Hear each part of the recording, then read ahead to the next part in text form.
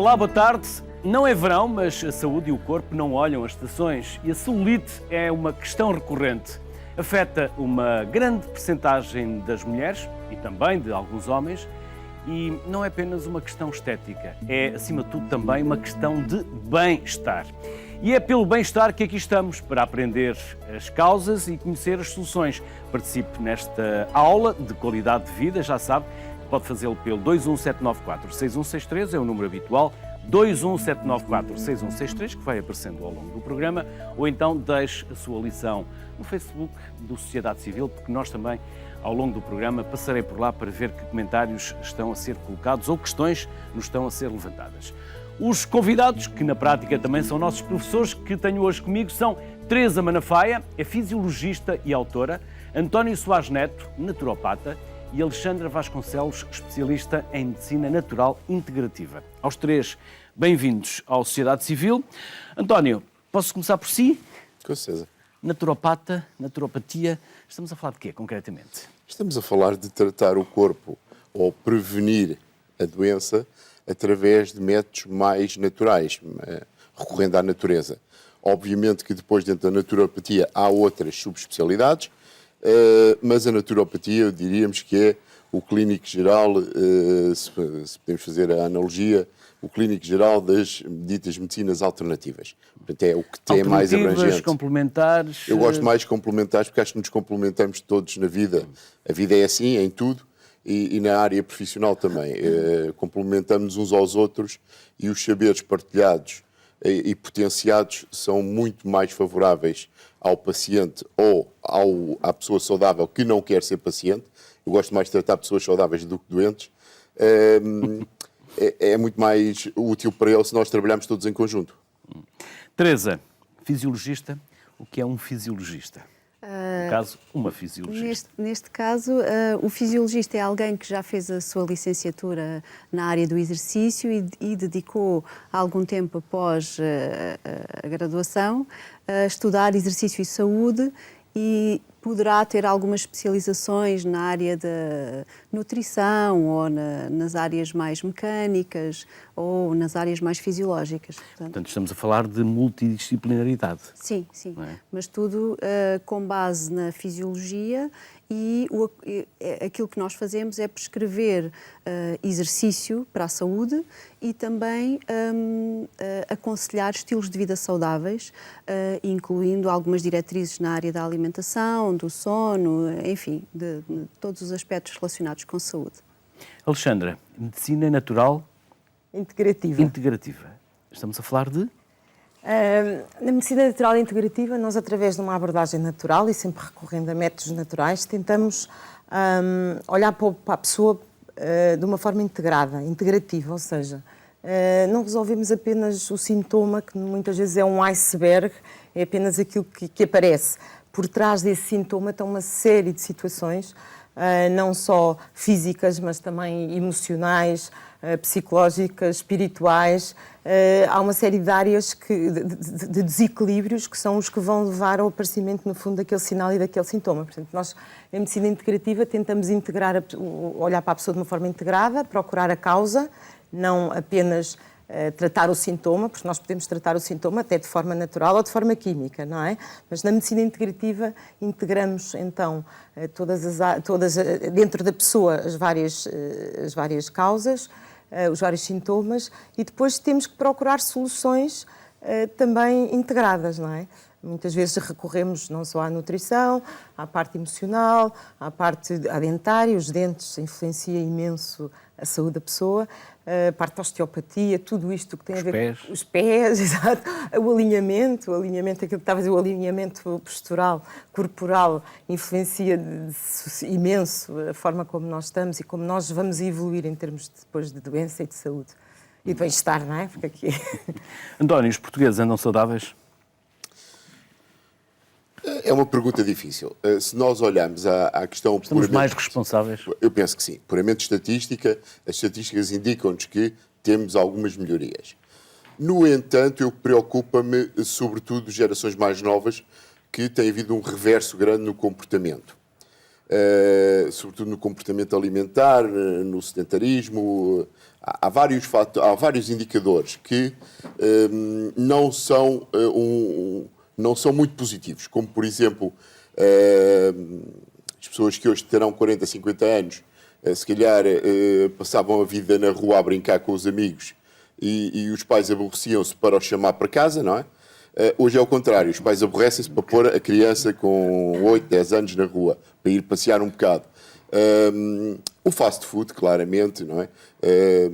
Ora bem, nós sabemos claramente que o sal e o açúcar, que são dois venenos, embora um mais que o outro, são aquilo que dá sabor às coisas. E se a pessoa vai escolher a comida pela facilidade e pelo sabor, há uma degradação grande da qualidade alimentar cotidiana.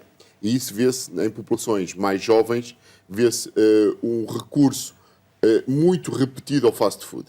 Eu não gosto de proibições. Eu gosto muito pouco de proibições, não gosto sequer de andar a 30 km a conduzir, portanto, tudo o que é proibição a mim irrita-me um bocadinho. Portanto, não gosto de proibir nada. Agora, obviamente tem que haver um padrão saudável na alimentação e, pontualmente, a pessoa pode fazer alguma asneira. O fast food pode estar incluído nessa asneira se for essa a opção da pessoa.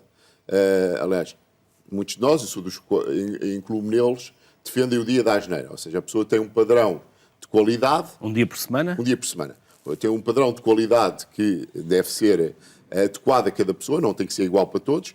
Depende das suas intolerâncias alimentares, depende dos seus gostos pessoais, da sua rotina de vida, de vários fatores. Mas tem um padrão saudável. O padrão normal é o padrão saudável e o padrão anormal é que é o padrão de exceção. E a pessoa guarda para esse dia, para o tal dia da asneira, a tal coisa. Nós sabemos que, nomeadamente, pessoas de uma geração mais nova recorrem ao fast food quase, digamos, numa proporção inversa desta. E isso realmente parece-me preocupante. De uma forma geral, penso que há alguns indicadores positivos. Vê-se mais pessoas a fazer caminhada, vê-se mais pessoas a andar de bicicleta, são sobretudo duas modalidades. Vê-se mais pessoas nos ginásios, claramente, não contando, obviamente, com os que pagam o ginásio e não vão lá, esse é outro grupo diferente, mas os que vão ao ginásio. Portanto, há maior mobilidade. Mas depois há também menor mobilidade no dia-a-dia, não é? Hoje pegamos no carro para ir comprar o jornal a 500 metros de casa, pegamos no carro para ir beber o café à esquina, portanto, fazem-se coisas que são, se pensarmos um bocadinho, são perfeitamente despropositadas. Digamos que há aqui um misto de indicadores. No entanto, eu acho que as sociedades têm sempre capacidade de se regenerar.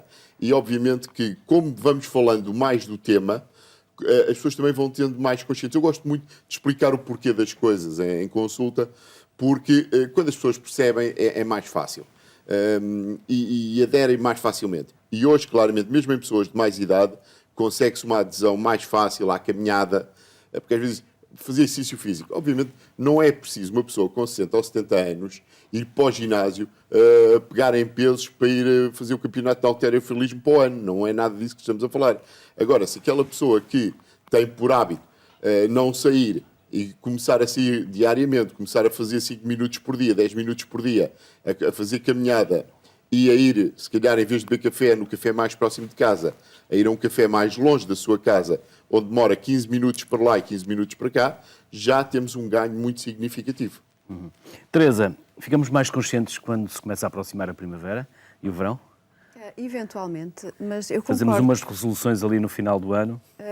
Sim, existem meses onde as pessoas são mais positivas ou tomam mais decisões acerca dos comportamentos de saúde, portanto, promover os seus próprios comportamentos de saúde, e existem outros meses em que é mais difícil mantê-los, nomeadamente no mês de dezembro, por exemplo, por causa das festas. Agora, relativamente aqui à questão da saúde dos portugueses e dos hábitos, dos comportamentos de saúde dos portugueses, eu penso que existe uma onda crescente neste momento de consciência acerca da saúde. É claro que também existem muitos mitos. Essa consciência passa pelos ginásios, passa pela alimentação, Sim, passa por uma atitude e um comportamento generalizado? Por todos esses âmbitos, não só por um aumento da consciência alimentar, e isso vê-se muito pelas tendências da mídia hoje em dia, não é? Não só pela área da alimentação, como do exercício físico, não só no recurso aos ginásios, mas também na atividade espontânea ou a atividade de rua, não é? Vê-se muitas pessoas a aderir, como disse o António, à bicicleta, à caminhada, à corrida, enfim. Portanto, existe uma massa de pessoas crescente que está a aderir cada vez mais a comportamentos saudáveis. Conheço pessoas que dizem que vão para o ginásio para poder comer. Sim, quer dizer... Também há? Existe sempre pessoas que vão para o ginásio para poder fazer o tal dia da asneira ou os dias da asneira. Contudo, há aqui algumas coisas que devem ser entendidas, que o exercício não compensa a má alimentação. Má alimentação ou alimentação inflamatória, como se lhe quisermos chamar inflamatória por conter muitas substâncias inflamatórias, ou se quisermos chamar alimentação processada, se nos referirmos às farinhas refinadas, ao açúcar, ao fast food, o mal que esses alimentos nos fazem existe na mesma, mesmo que a pessoa pratique exercício físico. Agora, pode haver um reequilibrar da balança energética, do balanço energético, mas isso já é um aspecto apenas energético, porque os outros aspectos nutricionais, não é, eles mantêm-se. Portanto, fazer muitas asneiras ou muitos dias da asneira vai ter sempre um preço a pagar, não é? E esse preço poderá ser uma inflamação transitória, que poderá durar alguns dias. Portanto, o dia da asneira não se fica por ali, ele prolonga-se. A excreção de todos os tóxicos, todos os inflamatórios que nós ingerimos nesse dia, dependendo da quantidade e do tipo, poderá prolongar-se durante quase o resto da semana. Portanto, não é tanto... não sou tão a favor do dia da asneira, sou mais a favor da refeição da asneira. Portanto, minimizar o estrago. Sim. Não exagerando, só uma refeição. Eu acho que é melhor. Portanto, não se perdoa o mal que faz pelo bem que sabe. Não. De todo. Só muito de vez em quando. Concorda, Alexandra? Eu sou contra o dia da asneira. Tem vindo a piorar. Eu melhorar. acho que é completamente... Se no dia da asneira nós... Para já, o dia da asneira, isto é como um vício. Deixa-me dar o exemplo dos drogados ou dos fumadores. Uma pessoa que é um fumador compulsivo, no dia que deixa de fumar e no dia que toca num cigarro, eu acho que, muito provavelmente, ele vai voltar a fumar. E, portanto, se nós estamos aqui a criar hábitos e estamos a mudar os hábitos das pessoas, se nós retiramos alguns alimentos, no caso dos alimentos, que são efetivamente problemáticos para essa pessoa, porquê? Porque lhes vai desenvolver uma reação inflamatória. E eu gosto muito de falar em inflamação, porque a inflamação é a base da doença e estamos todos inflamados, infelizmente. E, portanto, se esse alimento vai provocar essa inflamação, para mim não faz sentido nenhum eu, no dia da asneira, ir comer esse alimento. Até porque me pode criar aqui uma onda de adição e eu depois dificilmente, à segunda-feira, vou deixar de comer a asneira. E esse impacto desse alimento inflamatório eu vou estar a recuperá-lo durante uma semana, para depois chegar ao fim de semana e voltar a fazer a asneira. Portanto, isto para mim não me parece uma solução muito lógica. Pode ser um pequenino miminho? Pode ser um pequeno miminho. Nós, dentro daquilo que é razoável e que não provoca esse impacto tão negativo, eu normalmente na consulta costumo fazer uma graduação dos alimentos. Aliás, e no meu livro também tenho os alimentos separados, precisamente... Que não trouxe. Não. Agora, de repente, lembrei-me que tenho os alimentos precisamente assim.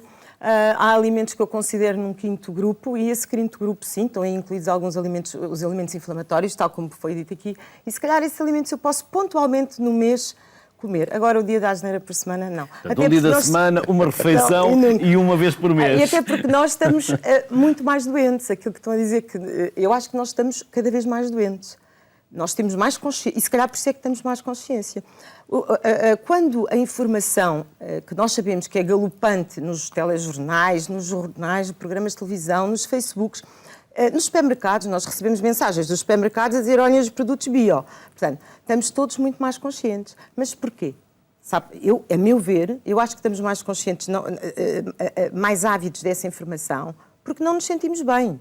Porque, infelizmente, há pessoas, miúdos, aos 18, 19, 20, 30... mais sensibilizados, mais marketing... Porque não nos sentimos bem. De muitas coisas. Porque se a pessoa se sente efetivamente muito bem, eu acordo ótima, tenho imensa energia, consigo dormir, não tenho problema Há nenhum. pessoas que se sentem bem e por dentro não estão bem. Exatamente, exatamente. Há pessoas que têm pequenos sinais, ou incha a barriga, ou têm dores de cabeça. São todos pequenos sinais e nós, inconscientemente, vamos procurar essas soluções porque temos esse sinal, não é?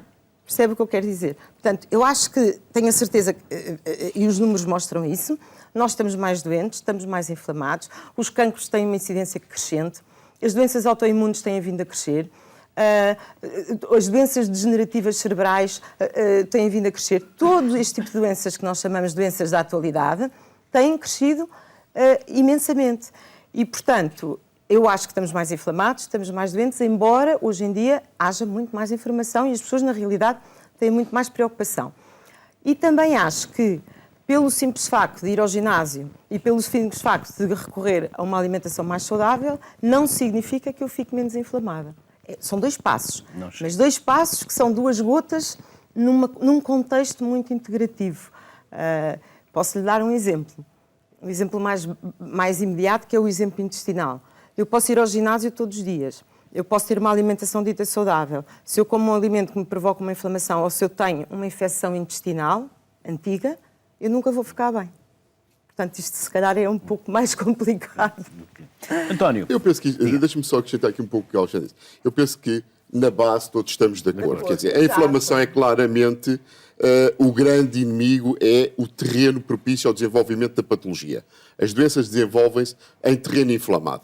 E todos queremos combater a inflamação, quer dizer, aí não há nenhuma divergência entre nós.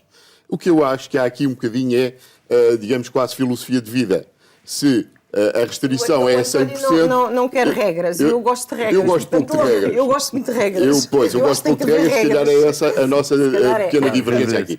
Enquanto eu defendo que se deve fazer 80% bem, 20% dar alguma liberdade, se calhar a Alexandre acha que é mais perto de 100%. É claramente isto. Mas eu gostaria de realçar aqui uma questão. Obviamente que eu, em teoria, concordo com a Alexandra.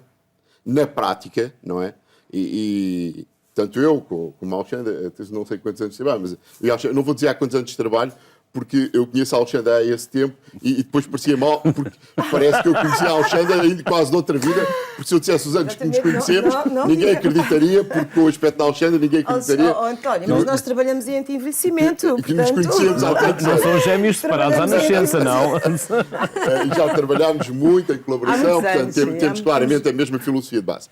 Agora, repare, eu dou muitas vezes este exemplo. O trabalhar.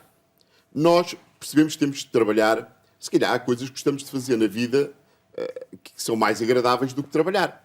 Mas percebemos, portanto, digamos, a forma como em sociedade nos organizamos, trabalhamos, aqui nestas latitudes onde vivemos, geralmente 5 dias por semana, lá temos uma folgazita ao fim de semana, 1 ou 2, pronto, e depois lá temos de trabalhar outra vez, e depois uma vez por ano lá temos uma folgazita maior, e percebemos que a maior parte dos dias da nossa existência trabalhamos, e alguns podemos fazer algumas coisas que se calhar até gostamos mais do que trabalhar. Ok, se calhar era preferível estar 5 dias na praia e 2 a trabalhar do que estar 5 dias a trabalhar e 2 na praia. Mas a vida é assim. Em teoria, eu preferi estar na praia do que a trabalhar. A vida é isto mesmo. Mas há uma coisa importantíssima, porque... Podemos trabalhar na praia. Também. A conexão corpo-mente é extremamente importante.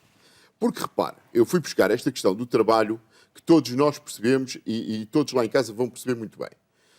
Se eu hoje estiver cansado, hoje, quinta-feira, estou cansado, estou exausto, e ao levantar não me apetece nada, ao levantar da cama estou cansadíssimo. E disse, não, tenho que levantar, tenho que ir trabalhar, olha, mas agora sábado já tenho o dia de descanso. É só hoje e amanhã, depois já consigo recuperar aqui um bocado de forças.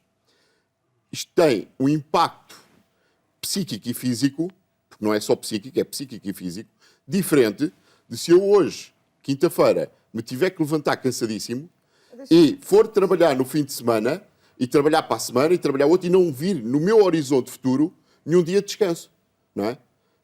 Digamos que quase que aumenta o meu cansaço não ver no meu horizonte um motivo. Na alimentação, eu considero, e respeito que os meus colegas têm uma opinião diferente, é uma válvula de escape. Aliás, nós usamos muito a imagem, porque as imagens às vezes, como se diz, valem mais que 1000 palavras, usamos muito a imagem da panela de pressão. não é? Portanto, é precisamente o pipo da panela de pressão porque, em teoria, obviamente que a panela de pressão não devia ter pipo. O problema é que se ela não tem pipo, vai arrebentar para outro lado qualquer, não é? Eu não sei se quer uma pessoa a comer muito bem e pouco inflamada e com uma depressão enorme. Quer dizer, há muitos fatores, isto é tudo multifatorial, não é? E cada pessoa é uma pessoa. E cada pessoa é uma pessoa. E nós sabemos que hoje a vida já é tão complicada para a grande maioria das pessoas que também, às vezes, é preciso ter aqui estes equilíbrios, não é? É preciso jogar com tudo. E é nessa perspectiva que eu acho que o Dia da Asneira faz sentido. Alexandra quer acrescentar. Não, porque acho que eu, para mim, se uma pessoa que me diz eu acordo cansada todos os dias e estou à espera do domingo para descansar, eu pego logo nesse meu paciente e digo, não, bora tratar de si. Há pessoas que já nasceram cansadas. Não. Há pessoas que já nasceram cansadas, mas nós sabemos porquê. Mas tem a ver com a atitude, não é? Não só. Pode ter a ver com a atitude, mas pode ter a ver com uma desregulação de neurotransmissores, pode ter a ver com uma... Normalmente, eu referia-me mais no é uma sentido intoxicação. Não, mas isto tem que ser corrigido. As pessoas que dizem que acordam cansadas todos os dias, para nós, em medicina integrativa natural, para mim, é um sinal de que aquele fígado não está a trabalhar bem. E é um sinal que eu tenho que fazer uma intervenção direta naquela parte hepática, naquela desintoxicação hepática. Porque não é suposto. É suposto eu acordar cansada se eu durmo 4 horas por noite. Agora, uma pessoa que cumpra um ritmo normal e que acorda cansada e precisa do domingo para descansar, não é tem que ser analisado de uma outra forma. Portanto, são os tais sinais que nós tentamos integrar e ir à causa. Está a ver como um sinal de um cansaço diário pode-me dizer algumas coisas e que eu tenho que fazer essa correção. Teresa, quer acrescentar? Sim, já agora, relativamente à questão do cansaço, da fadiga crónica, dessa fadiga matinal ao acordar, quando é um dos momentos do dia em que nós supostamente devíamos ter mais energia, não é?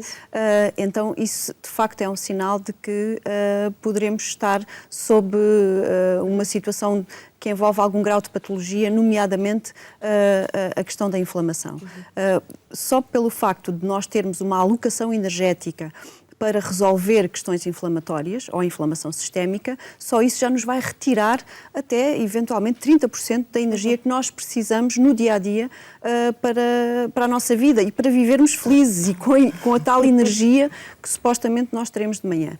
Portanto, concordo que, mediante um quadro destes, ou um relato destes, seja de uma pessoa que venha procurar o meu aconselhamento, é ver o quadro todo e, de facto, procurar perceber se a pessoa está ou não está a dormir bem, não é? Se está a fazer regeneração noturna de todos os seus sistemas e células, se está ou não está a ingerir alimentos que estão a inflamar, se está a fazer exercício ou não, se está a dar um estímulo cardiovascular, linfático, a todos os níveis, que o exercício físico é um estímulo inigualável, não existe nenhuma outra forma de proporcionar um estímulo tão potente a todos os sistemas do nosso corpo como através da contração muscular, e envolver a pessoa num processo de regeneração consciente, com aprendizagem envolvida, mas que a pessoa entenda aonde é que está e para onde é que quer ir, não é? E quais as tais concessões, se há dias do lixo, se há dias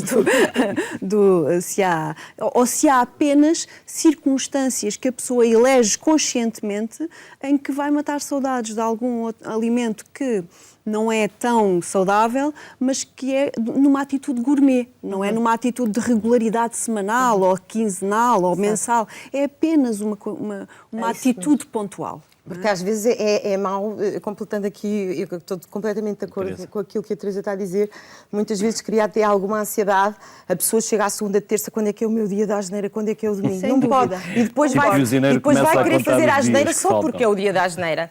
E uma perspectiva é completamente diferente que aquilo que a Teresa está a dizer. Eu vou fazer uma asneira, vou-me permitir fazer uma asneira, porque é um prazer que eu vou dar a mim própria pontualmente naquele dia, naquela situação. E até pode não ser no dia da asneira, pode ser noutro dia qualquer, não é? Que não tem que estar a coisa definida. E isso cria muita ansiedade nas pessoas, não acho que é. A Dove fez em 2013 uma grande campanha publicitária focada na promoção da autoestima feminina. O trabalho valeu muitos elogios à marca e muitos prémios ao Hugo Vieira, considerado nesse ano o melhor copywriter do mundo. Olá! Bom, este olá fica por aqui porque caiu neste momento o Skype. É exatamente neste momento o convidado O Hugo já estava aqui em espera há cerca de 10 minutos, a chamada que eu. Já voltamos ao contacto com o Hugo. António, celulite, porque já estamos com 25 minutos e ainda não fomos concretamente da celulite. Mas estivemos a falar de coisas extremamente úteis e importantes. Claro que sim, e muitas delas relacionadas claramente com a celulite. Claro. A celulite, eu acho que a grande mensagem que devemos passar a todas as pessoas é que a celulite, mais que um problema estético, é um problema de saúde. E este, penso que é a mensagem mais valiosa de todas as que podemos passar. Muitas vezes a celulite é apenas conotada como uma questão estética e a celulite é muito mais que uma questão estética. Aliás, hoje em dia, estética por estética não faz sentido, a estética sem saúde não faz sentido nenhum. E na celulite, claramente, a mensagem que devemos passar é que celulite é uma questão de saúde e é uma questão de saúde que pode ter consequências graves a médio e longo prazo. E muitas vezes irreversíveis quando chega a esse ponto. Dito isto, quero-vos dar os parabéns por estarem a fazer este programa em fevereiro. Porque falar de celulite em fevereiro, na comunicação social, não é muito habitual. E é precisamente o mês, ou um dos melhores meses... trata os temas fora das espuma dos dias. Eu diria que todos os meses são bons para falar em celulite, mas talvez seja dos melhores meses. Porque falar de celulite em junho, em julho, ou mesmo em maio, aparecem depois em consultório pessoas para tratar a celulite que, obviamente, querem estar bem na época estival, na época de praia, e não há tempo para tratar uma celulite como deve ser, porque tratar uma celulite nada tem a ver com disfarçar a celulite. São coisas diferentes. Pode-se tratar uma celulite, para tratar uma celulite precisamos de tempo, precisamos de disponibilidade da pessoa durante alguns meses, para dar jeitinhos, para ficar um bocadinho melhor aqui, para fazer pequenos retoques. Obviamente isso pode ser feito em pouco tempo. Mas tratar da celulite a 15 de julho para ir a 1 de agosto para a praia, não é possível. Em fevereiro é um excelente mês para pensarmos na celulite. Muitos parabéns.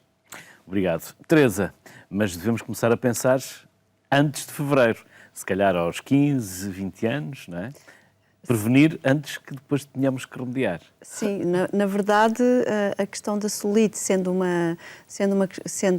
um problema inflamatório, tem a ver com tudo aquilo que nós temos estado a falar, apesar de não termos tocado na palavra celulite, mas, na verdade, ela é uma consequência de um conjunto de atitudes, apesar de que também tem uma grande influência genética e de género feminino, não é? Aliás, as zonas onde se instala mais o fenómeno da celulite é precisamente nas regiões onde existem mais receptores estrogénicos, nomeadamente na região glúteo-femoral, coxas, nádegas, ancas, e quando os homens têm celulite, que são muito menos homens do que mulheres, também poderá ser devido a alguns distúrbios do foro hormonal, não é? Onde existe, por exemplo, alguma terapia estrogénica a decorrer, ou onde existe algum pequeno desequilíbrio hormonal, pequeno ou grande.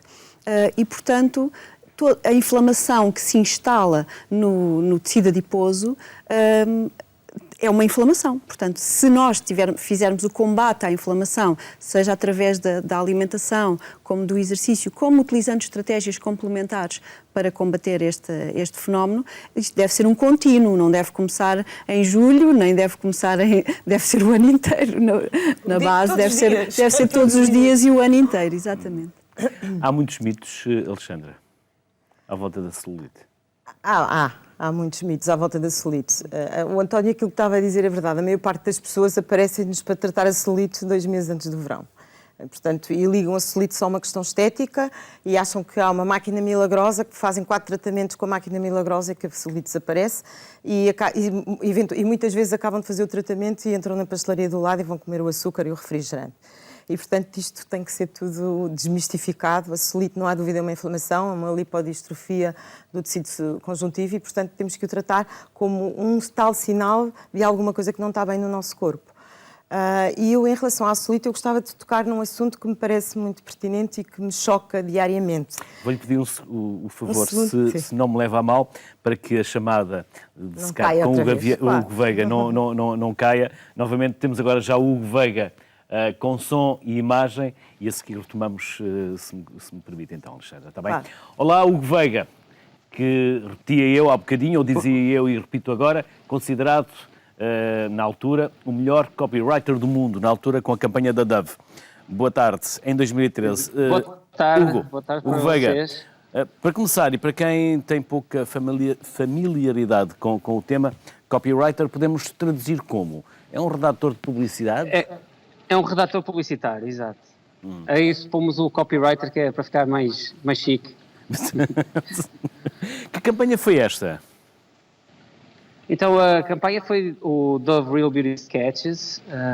Foi um briefing que foi passado por Dove após eles fazerem uma pesquisa mundial em que eles perceberam que só 4% das mulheres se acham bonitas.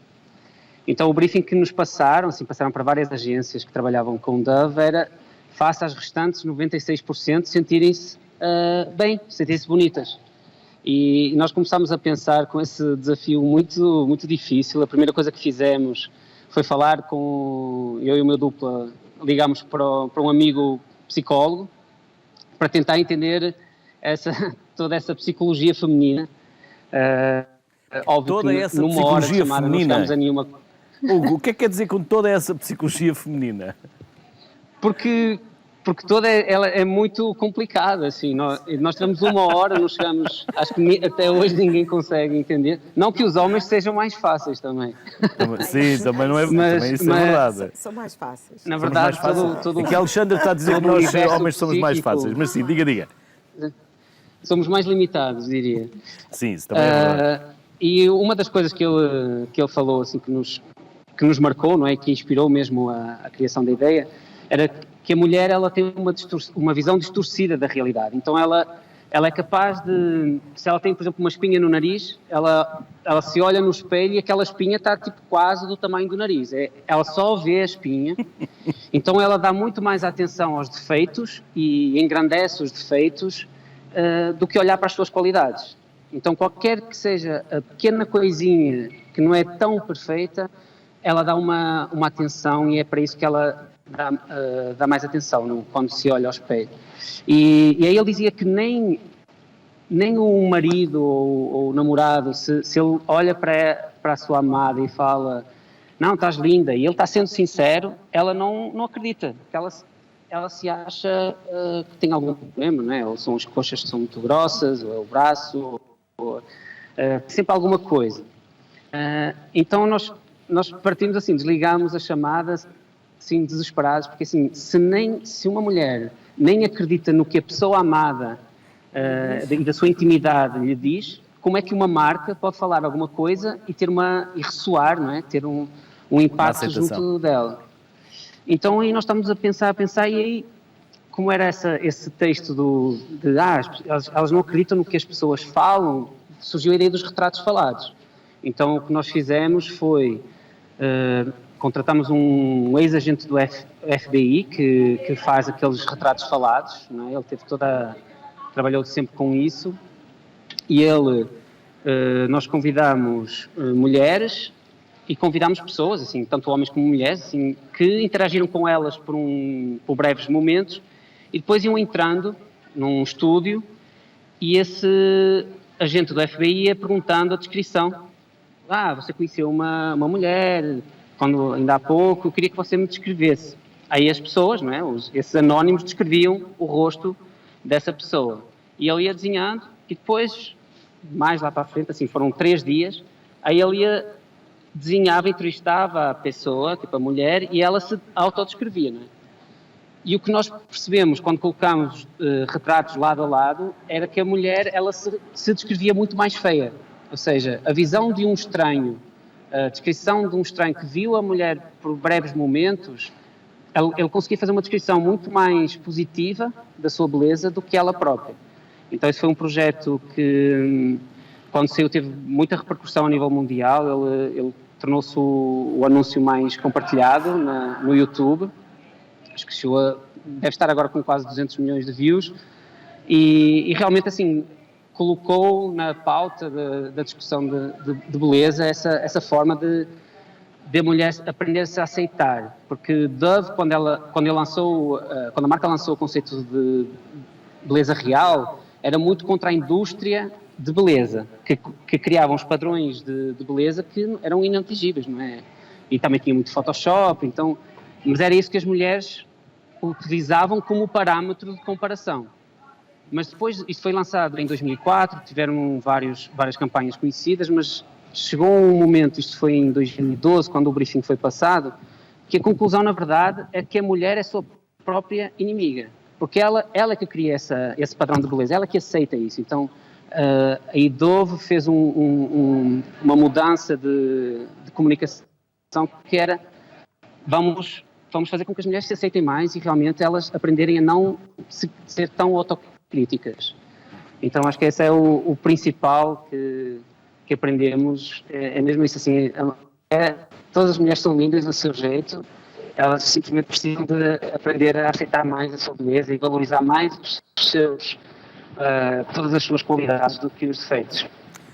Hugo Veiga, muito obrigado. Antes de mais, parabéns e obrigado mais uma vez pela disponibilidade que teve em estar aqui em direto connosco no Sociedade Civil. Obrigado, Hugo. Muito obrigado. Continuação de uma boa tarde. Um abraço. Obrigado. Alexandra, interrompia? Se recorda do que ia dizer? Recordo, ia pegar aqui numa coisa que a Teresa disse que me parece super pertinente. Sim, depois também gostava de voltar aqui a algumas dicas e deixas que o Hugo nos deixou. E eu vejo isso diariamente na consulta. Acontece muito miúdas em uma faixa etária ainda muito novas, fazem exercício físico, cuidam-se imenso da alimentação, fazem tudo aquilo que teoricamente deviam fazer e têm celulite. E depois chegam à consulta e dizem, doutora, mas porquê que eu tenho celulite? Eu não como frito, eu não como fast food, eu não como açúcar, eu tenho uma alimentação correta e vou ao ginásio todos os dias e eu tenho celulite. E depois, muitas vezes, conformam-se, porque 80% das mulheres têm celulite e ficam por aí. E, portanto, eu queria chamar a atenção, porque isto também às vezes queria-me...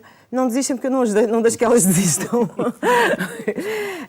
Há aqui uma questão que é super importante, e a Teresa já tocou nesse tema, que é a questão hormonal.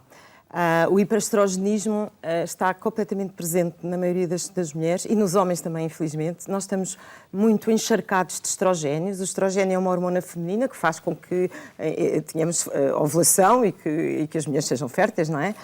Mas o que acontece é que nós temos muitos estrogénios, não só pelas questões das pílulas, e nós temos, infelizmente, miúdas que me choca a mim, sinceramente, e queria chamar aqui... Acho que as pessoas têm que parar um pouco e pensar, porque choca-me miúdas com 14, 15, 16 anos a tomarem pílula por dar cá esta palha só porque tem uma borbulha. Lá está, no seguimento desta conversa.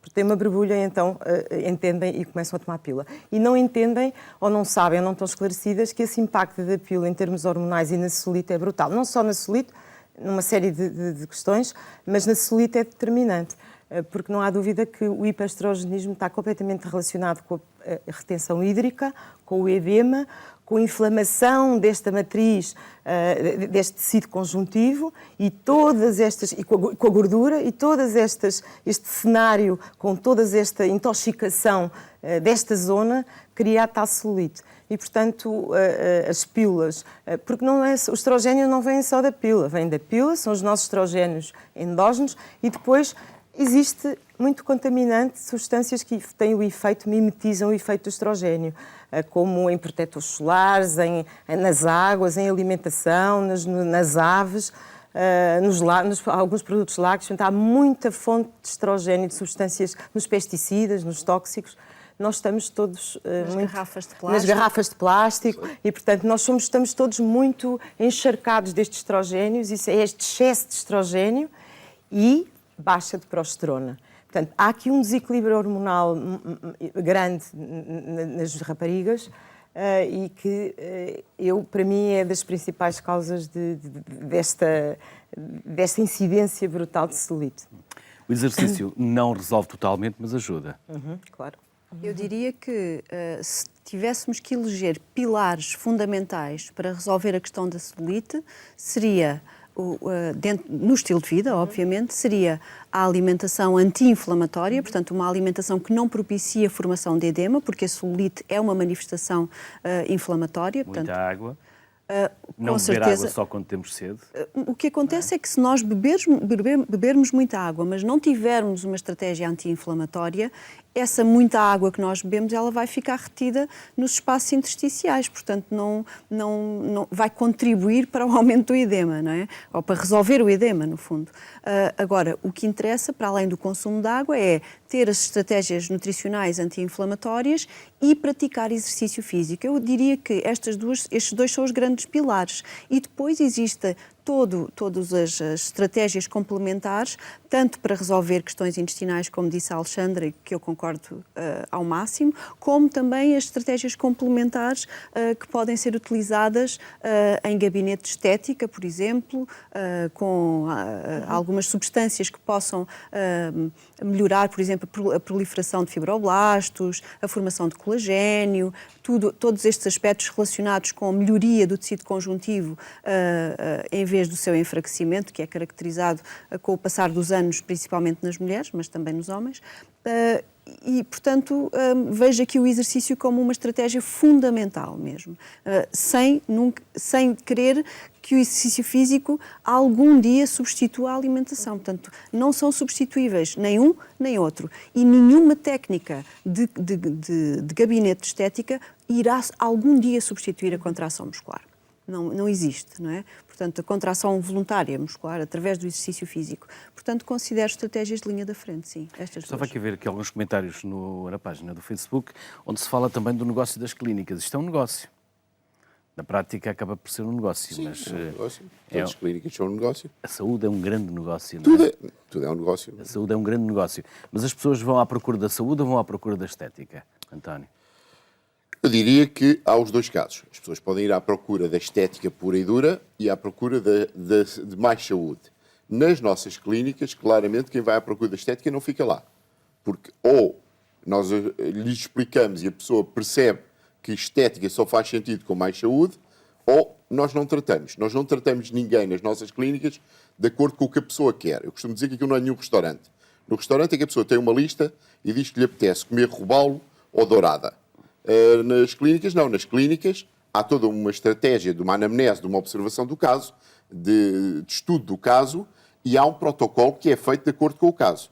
E é explicado às pessoas porque é que é o protocolo e não outro. Não é porque a amiga fez ou porque a prima disse que era bom. Portanto, isso, connosco, pelo menos, não funciona assim. E estou certo que com as clínicas de referência não funciona assim. É óbvio que nas clínicas de estética, como em tudo, há bom e há mau. Como eu costumo dizer, há loja de chinesa em todos os setores de atividade. Também há bons produtos na loja dos chineses. Também há. Mas pronto, obviamente que na estética há bom e há mau, como é em tudo. Não. Agora, nas clínicas de referência, claramente que trabalham da mesma forma que nós trabalhamos ou de forma muito similar. Portanto, a questão é que a pessoa tem que sair de lá. Aliás, eu digo isso. A pessoa, quando sai de uma clínica de estética, depois de um tratamento, tem que sair com mais saúde do que entrou. Este é um ponto inegociável. Obviamente, voltando aqui um bocadinho atrás, eu acho que há aqui, que já foi há pouco referido pela Alexandra, mas que eu gostava de pôr aqui algum ênfase na questão. Além do exercício físico, além da nutrição, que obviamente todos estamos de acordo que são dois pilares básicos, há um pilar fundamental que é a desintoxicação orgânica, que a Alexandra há pouco já falou na parte da desintoxicação hepática, que é fundamental, e não faz sentido as pessoas quererem fazer um tratamento que melhore a sua saúde, muitas vezes não associarem todo esta desintoxicação, porque um organismo intoxicado, por muito que modifique, dificilmente vamos conseguir obter bons resultados. Eu costumo sempre dizer aquela máxima que é, se quer resultados diferentes no futuro, não continua a fazer o mesmo que fez até agora. Penso que em tudo na vida isto é fundamental e aqui também. E muitas vezes as pessoas não podem seguir aqueles... Obviamente que a comunicação social ajuda-nos muito, mas sabemos que, nomeadamente nas redes sociais e tudo isso, há informação... Eu não diria... Pronto, há informação verdadeira e falsa, mas nem sequer vou à informação falsa. Por vezes, mesmo a informação verdadeira não é tão precisa em termos técnicos. Uma coisa que me irrita fundamentalmente é dizer-se coma carnes brancas. E veja, às vezes, profissionais ligados à saúde recomendar comer carnes brancas às pessoas. Isto para mim irrita-me imenso. Mas comer quê? Aquele peru que tem um peito que tem 4 quilos, que eu nunca vi nenhum peru em campo com um peito de 4 quilos, que sabe Deus as hormonas que tem, é aquilo que é melhor do que comer um porco preto selvagem ou uma vaca que andou no pasto? E isto hoje é preciso desmistificar algumas coisas, porque também, há pouco referiu, há muitos mitos. E na alimentação, então, há muitíssimos mitos, não é? Eu, por exemplo, em relação ao leite, e não quero entrar aqui para a discussão do leite, porque senão isso faria certamente outro programa, mas, independentemente de todos os argumentos a favor ou contra o leite, há um... Eu deixo os outros todos para o programa do leite, mas há um que eu Já fizemos aqui vários que eu programas gostava sobre de o pôr leite. as pessoas a pensar. Infelizmente, na indústria leiteira, que é uma indústria,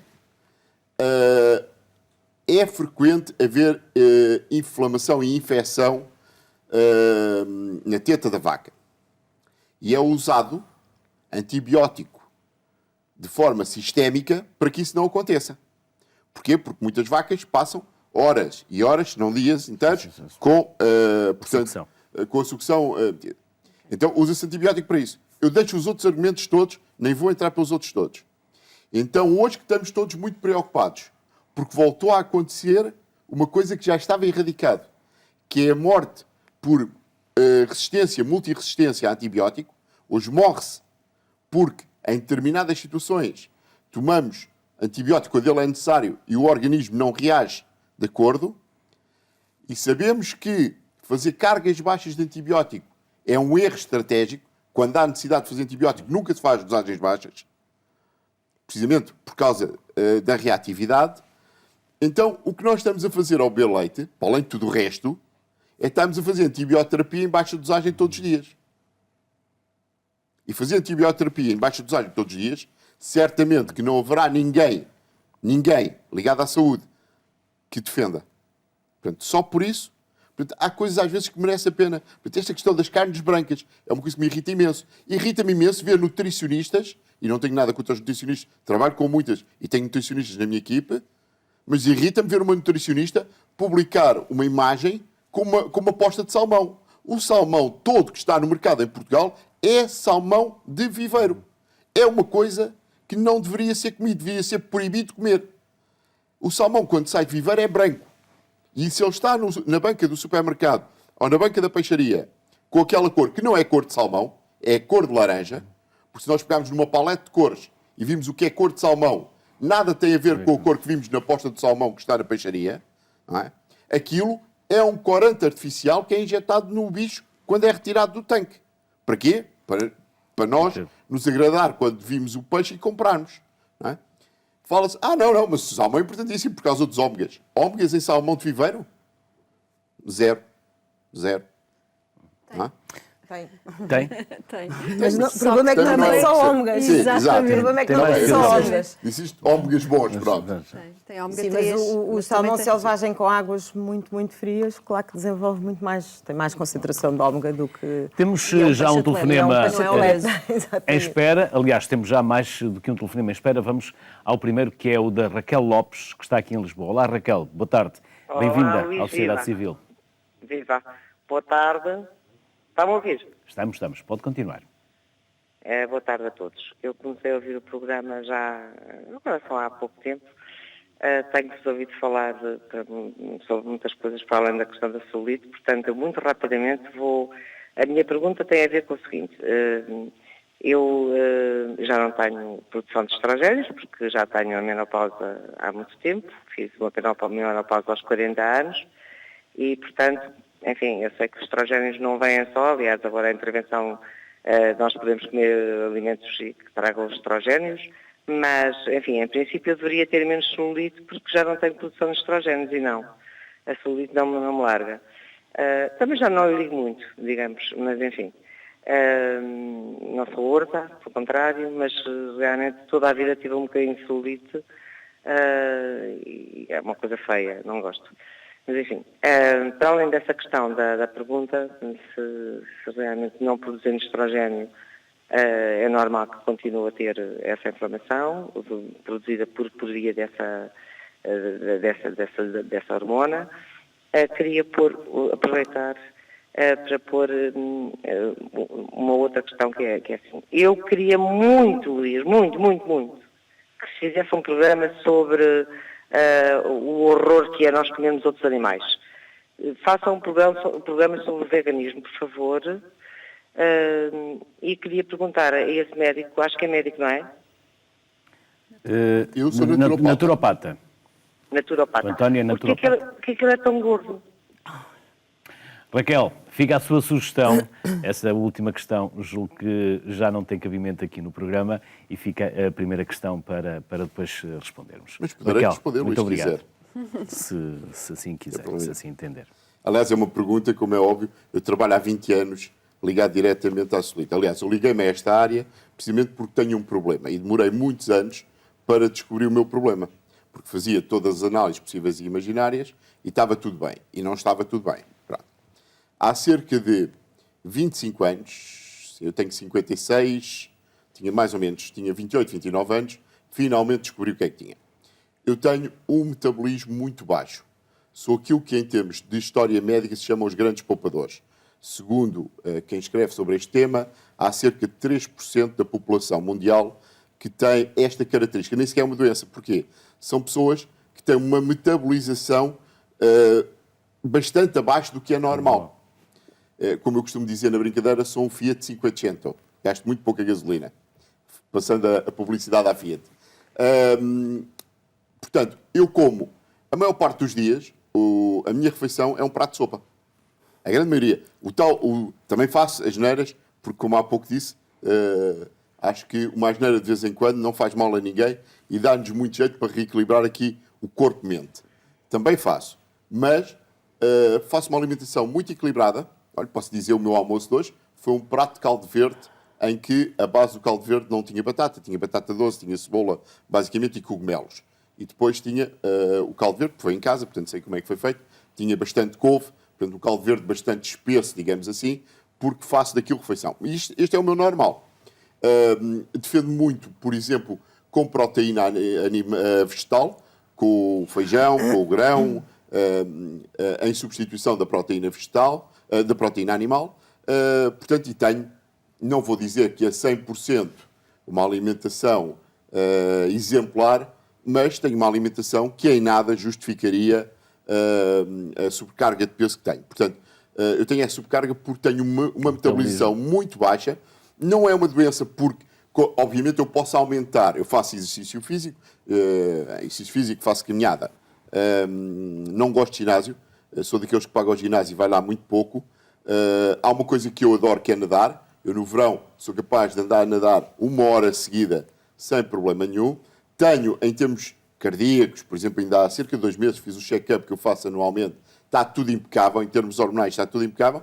Só que tem esta característica.